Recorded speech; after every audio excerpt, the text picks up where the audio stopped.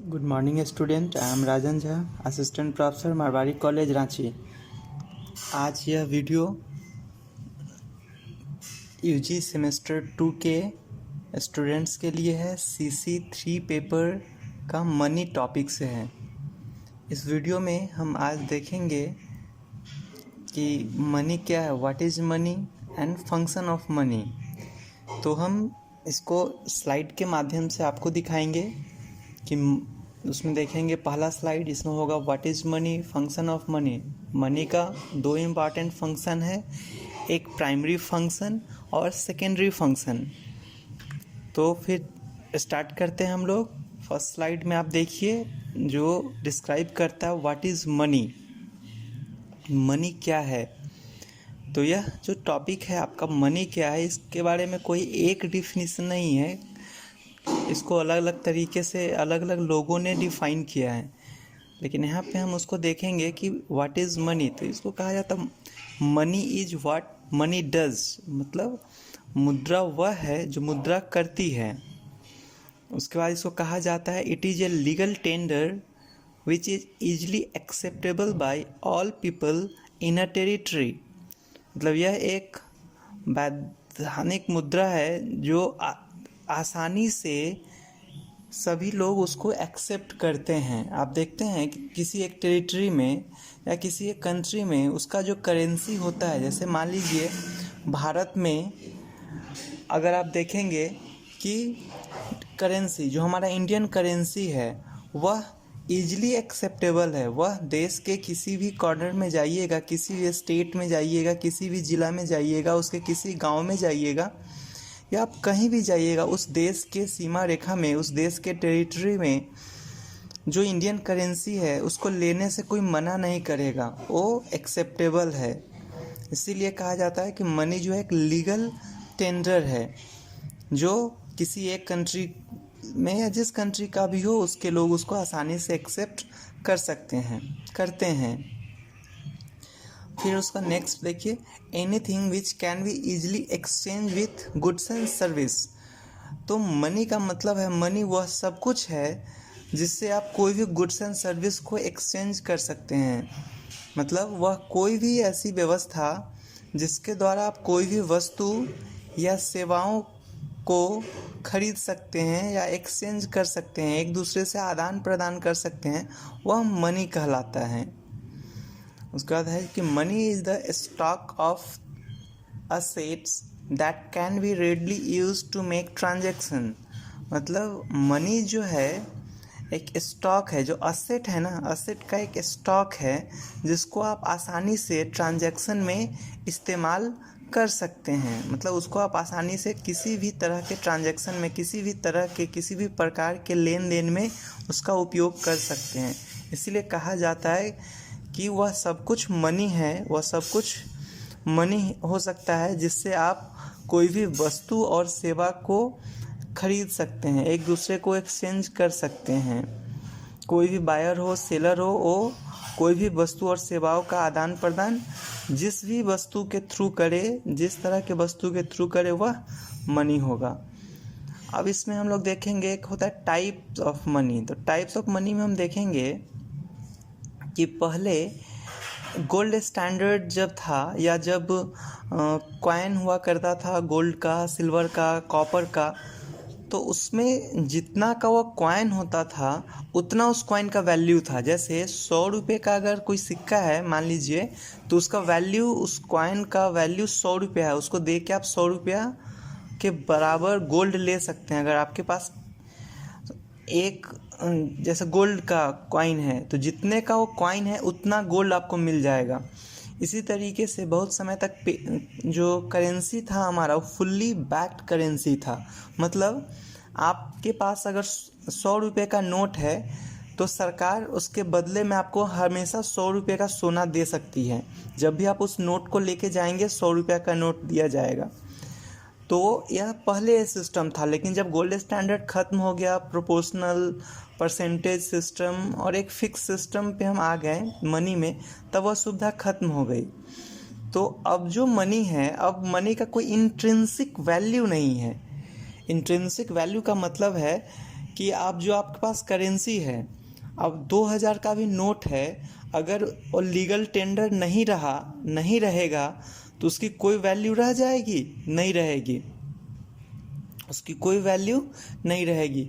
वो तब तक उस 2000 रुपये के नोट का वैल्यू है जब तक सरकार उसको एक्सेप्ट करे, सरकार ने उसको लीगल टेंडर का अथॉरिटी प्रोवाइड कर रखी है। आपने देखा होगा डिमोनेटाइजेशन के टाइम में जो 500 और 1000 के नोट को बंद कर दिया गया था, वो क्या था? वो क्या बताता है कि एक बार अगर नोट कोई भी हो, अगर उसको सरकार अपना लीगल टेंडर मानने से बंद कर दे तो उस नोट का मतलब एक कागज़ का टुकड़ा रह जाता है। तो इसी तरीके से अभी जो नोट यूज़ करते हैं, अभी जो मनी है, उसको हम लोग फिएट मनी बोलते हैं। फिएट मनी, फिएट मनी का मतलब कि उस मनी का कोई वैल्यू नहीं है। आपके पास 500 का नोट हो, 2000 का नोट हो, 100 का नोट हो, उस नोट में कोई इंट्रिंसिक वैल्यू नहीं है। जैसे आपका गोल्ड हो, गोल्ड का कोई कॉइन हो, गोल्ड कॉइन हो, सिल्वर कॉइन हो, तो उसका वैल्यू है कि वो कॉइन आप लेके जाइए। आपके पास अगर गोल्ड कॉइन है, उसको अगर आप लेके जाइएगा तो जितने का गोल्ड कॉइन होगा उतना गोल्ड आपको दिया जा सकता है। लेकिन आप अगर कहिएगा कि 2000 का नोट के बदले सरकार हमको गोल्ड दे दे, तो यह संभव अब नहीं है। क्योंकि अब जो मनी है उसमें क्या कह रहे हैं कि वो फिएट मनी है, मतलब उसका वैसा मनी जिसका कोई इंट्रिंसिक वैल्यू ना हो, फिएट मनी कहलाता है। ये ध्यान रखना है हम लोगों को। अब हम लोग आते हैं फंक्शन ऑफ मनी, कि मनी का फंक्शन क्या है। तो मनी को हम पहले दो ब्रॉड सेगमेंट में बांटे हैं, प्राइमरी फंक्शन और सेकेंडरी फंक्शन। प्राइमरी फंक्शन में दो इम्पॉर्टेंट फंक्शन है, एक है मीडियम ऑफ एक्सचेंज और दूसरा है यूनिट ऑफ अकाउंट या measurement of value. Secondary function है ए मेजर ऑफ डिफर्ड पेमेंट और ए स्टोर ऑफ वैल्यू। अब हम लोग देखेंगे जो प्राइमरी फंक्शन है, जो दो हम बताए हैं आपको, मीडियम ऑफ एक्सचेंज और यूनिट ऑफ अकाउंट, या उसी को हम लोग बोलते हैं मेजरमेंट ऑफ वैल्यू। तो प्राइमरी फंक्शन है, मतलब सबसे इम्पॉर्टेंट फंक्शन है यह मनी का। तो आप बार्टर सिस्टम में देखे थे कि कोई मीडियम ऑफ एक्सचेंज नहीं था, वस्तु से वस्तु का आदान प्रदान होता था, जिसमें कि बहुत डिफ़िकल्टीज थी। लेकिन मनी के आने से क्या हुआ कि मनी एक मीडियम ऑफ एक्सचेंज के रूप में काम करना शुरू किया। मतलब medium of exchange, it means what seller generally accepted and buyers generally use to pay for goods and service.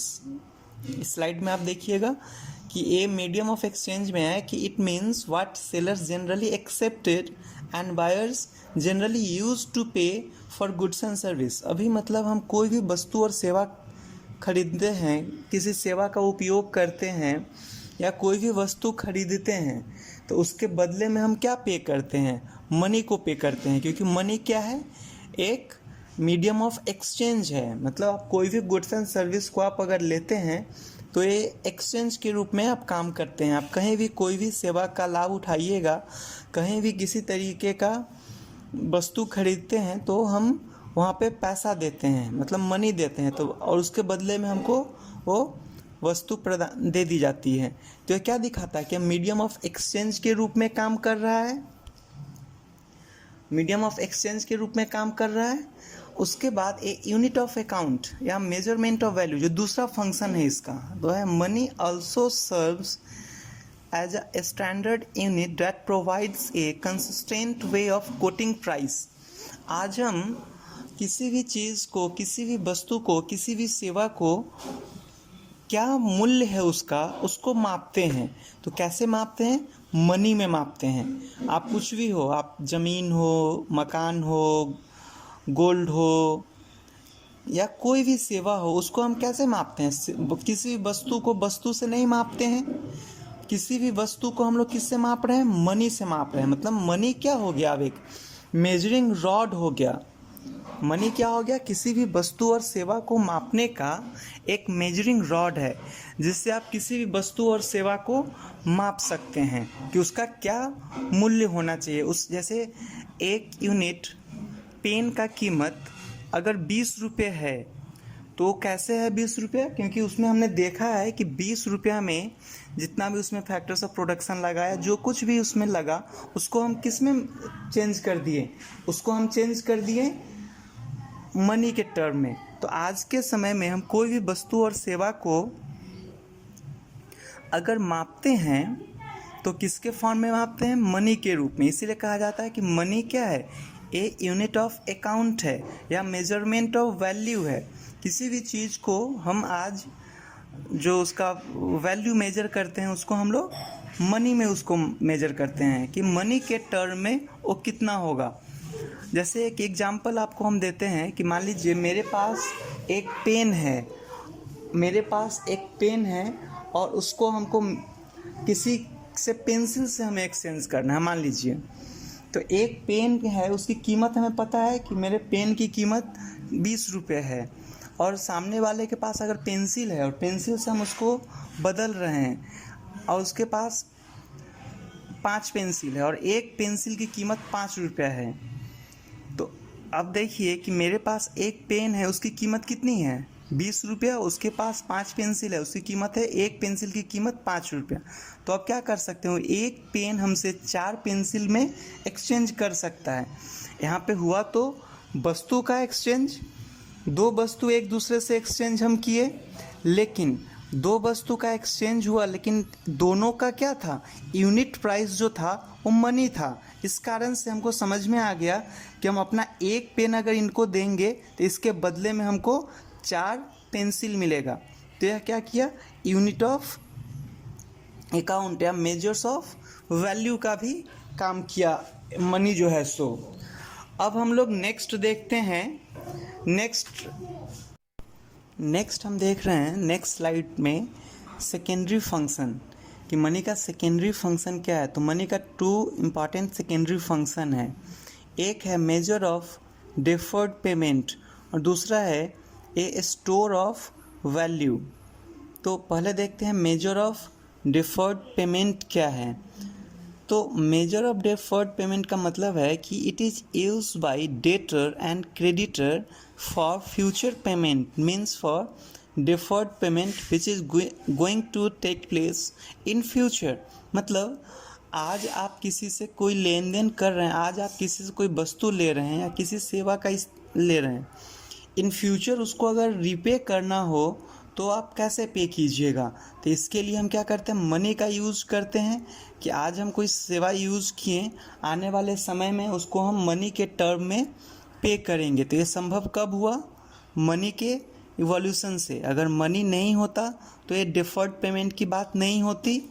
उसमें क्या है, जैसे कि आज आप मान लीजिए किसी से 2 क्विंटल गेहूँ लेते हैं या 2 क्विंटल चावल लेते हैं, तो इन फ्यूचर आपको पेमेंट करना है।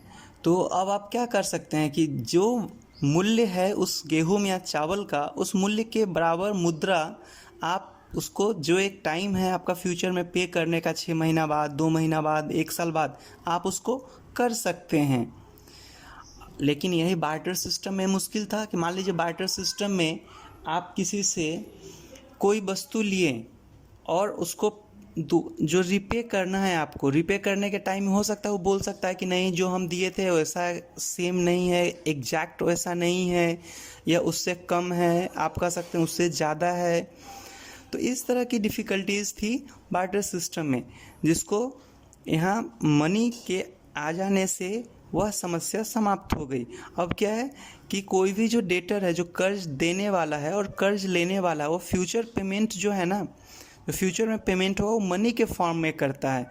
भले ही कोई वस्तु में आज सामान ले रहा है, कोई भी वस्तु आज वो ले रहा है, और भविष्य में उसका पेमेंट जो करेगा वो मनी के टर्म में करेगा।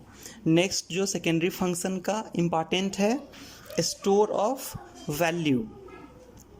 स्टोर ऑफ वैल्यू का मतलब है कि किसी चीज़ का मूल्य को स्टोर करना, किसी वैल्यू को स्टोर करना, स्टॉक करना। अब आप देख रहे थे कि बार्टर सिस्टम में यह सुविधा नहीं थी। जैसे आप अगर एक किसान हैं और आप सब्जी की खेती कर रहे हैं और आपके पास जितना सब्जी था, उसको जितना सब्जी है और उससे आपको जितना ज़रूरत का सामान था वो सब आपने खरीद लिया।